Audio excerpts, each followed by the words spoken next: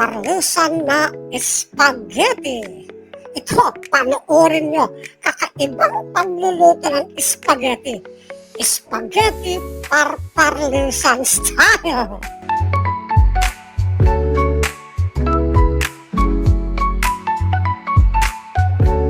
Putol-putol ang spaghetti pasta. Dry na giniling. Hotdog na naiiba.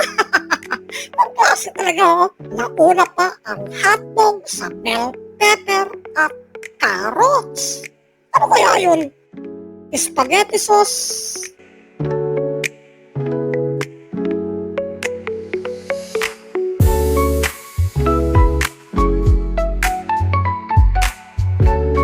Sinamahan ng cheese. Isinama yung cheese tapos hinalo-halo-halo.